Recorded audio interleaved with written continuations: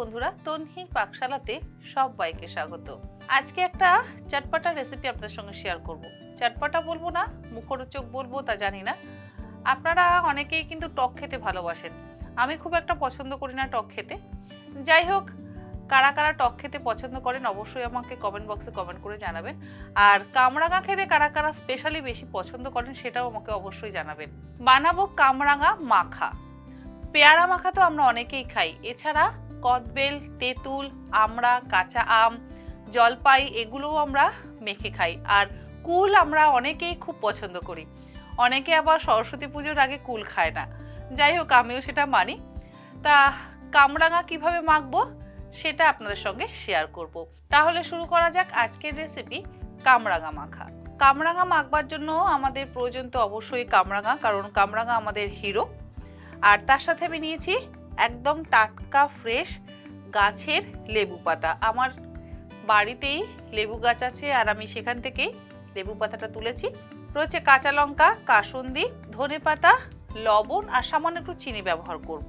একটা বড় পাত্রের মধ্যে আমি কিছু লেবু পাতা কুচিয়ে নিচ্ছি, মানে হাত দিয়ে ছিঁড়ে নিচ্ছি। যদি গন্ধরাজ লেবু পাতা হতো তাহলে তো আরো ভালো হতো। এর মধ্যে দেব দুটো কাঁচা লঙ্কা। কাঁচা লঙ্কা দুটো হাত দিয়ে এইভাবে ফাটিয়ে নিচ্ছি। তার সাথে দিচ্ছি ধনেপাতার এই মোটা ডাঁটিগুলো।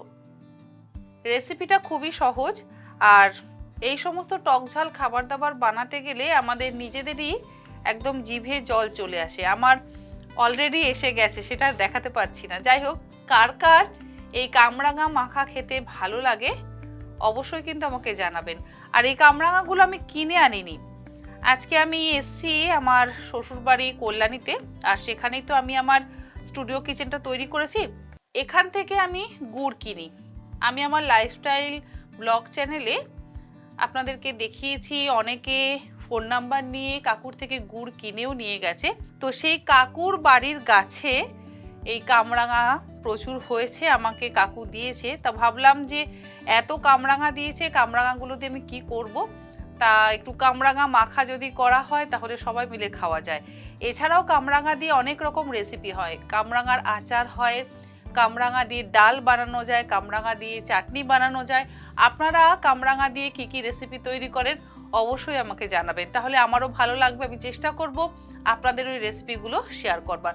আর যদি আপনারা রেসিপিগুলো লিখে দেন তাহলে আরও ভালো হয়। এর মধ্যে আমি দু রকম লবণই ব্যবহার করছি।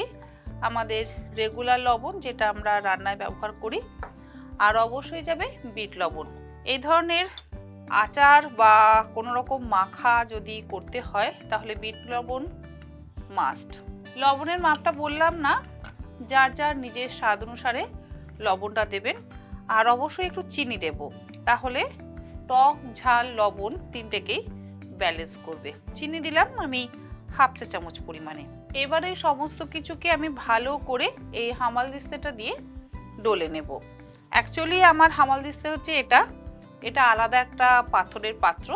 এর জন্য বড় কোনো মুগুর যেটাকে বলে সেটা নেই, ছোটটা যেটা আছে সেটা দিয়ে আমি করছি।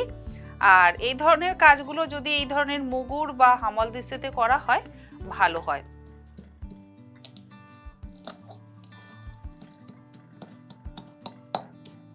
ধনেপাতার থেকে ধনেপাতার ডাঁটিটা ব্যবহার করবেন, তাহলে দেখবেন স্বাদটাও খুব ভালো হয় আর গন্ধটাও খুব ভালো হয়। ধনেপাতার ডাঁটি দিয়েও মাংসের ঝোল রান্না করা যায়, স্পেশালি চিকেন। এছাড়া আলুর দমও রান্না করা যায়। আপনারা চাইলে করতে পারেন। যদি আপনারা এই ধরনের রেসিপি চান, মানে শীতের এই ধনেপাতার ডাঁটি দিয়ে কোনো রেসিপি যদি আপনারা চান অবশ্যই আমাকে জানাবেন, আমি চেষ্টা করব রেসিপিগুলো শেয়ার করবার। আসলে অনেকের অনেক অনুরোধ থাকে, সবসময় সব অনুরোধ রাখতে পারি না, একটু লেট হয়ে যায়, একটু না অনেকটাই লেট হয়ে যায়।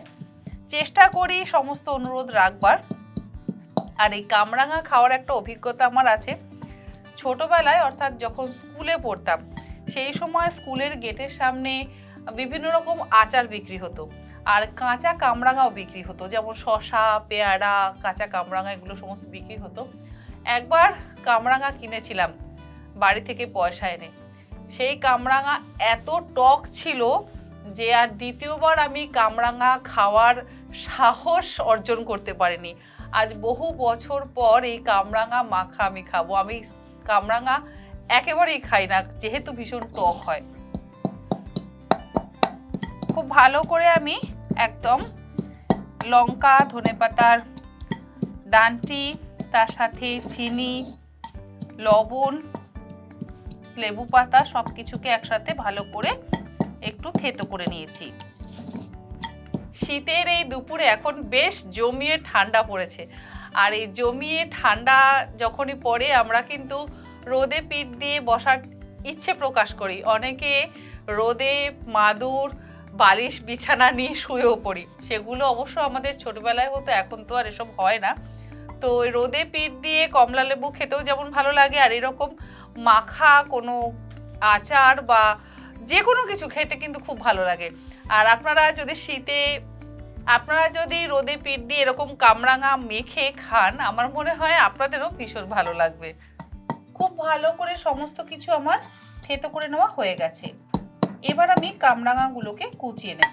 এতগুলো কামরাঙা রয়েছে, এতগুলো মাখবো না, ম্যাক্সিমাম 4 থেকে 5টা কামরাঙা আমি মাখবো, কারণ খাওয়ার লোক খুব কম আছে। কজন খাবে তা জানি না, আমি হয়তো 1 টুকরো বা 2 টুকরো খাবো, কারণ আমি খুব একটা টক খেতে পছন্দ করি না, পারি না। টক খেলে আমার একটু অ্যাসিডিটির প্রবলেম হয়। কামরাঙাগুলো যে কাটতেই খুবই ভালো লাগছে, কারণ এত সুন্দর দেখতে লাগছে, পুরো একদম তারার মতন। আর কামরাঙা খাওয়া কিন্তু যথেষ্ট উপকারী, ওয়েট লস করে, ইমিউনিটি সিস্টেম খুবই ভালো হয়, হার্টের পক্ষেও ভালো। আমরা অনেকেই খাই না কামরাঙা, তবে মাঝে মধ্যে আমরা খেতেই পারি। মাঝে মধ্যে নয়, যেহেতু এর মধ্যে ভিটামিন সি আছে, আমরা প্রত্যেক দিনই খেতে পারি। যেমন আমলকি আমরা প্রত্যেক দিন খেতে পারি, কামরাঙাও কিন্তু আমরা প্রত্যেক দিন খেতে পারি। আর দেখুন আমি কাটছি, এত সুন্দর দেখতে লাগছে।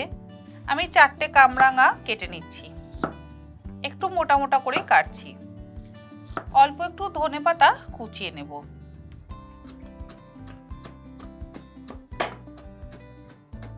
এবার যে পাত্রে আমি লেবু পাতা, ধনেপাতা আর কাঁচা লঙ্কা সমস্ত কিছু মিশিয়ে নিয়েছিলাম, তার মধ্যে কেটে নেওয়া কামরাঙাগুলো দিয়ে দিচ্ছি, আর ধনেপাতা কুচিটাও দিয়ে দিচ্ছি। তারপরে এর মধ্যে দিয়ে দিচ্ছি 1 টেবিল চামচ পরিমাণে কাসুন্দি। এবার সব কিছু একসাথে ভালো করে মিশিয়ে নিচ্ছি।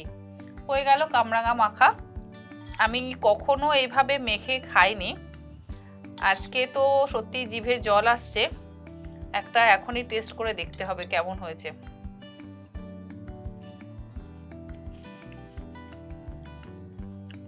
অসাধারণ লাগছে, মানে আজকে আমি জাস্ট ফ্যান হয়ে গেলাম কামরাঙা মাখা খেয়ে। প্রথমে বলেছিলাম কেউ খাবে না, তো আমি তো মোটামুটি 90% শেষ করে ফেললাম। সেই জন্য আরও 6-7টা কামরাঙা আমি কাটলাম, আর এই এতগুলো কামরাঙা এখন আমি দিয়ে দিচ্ছি বাটির মধ্যে। আর দিদি ওদিকে লেবু পাতা, লঙ্কা ওগুলোকে ম্যাশ করছে।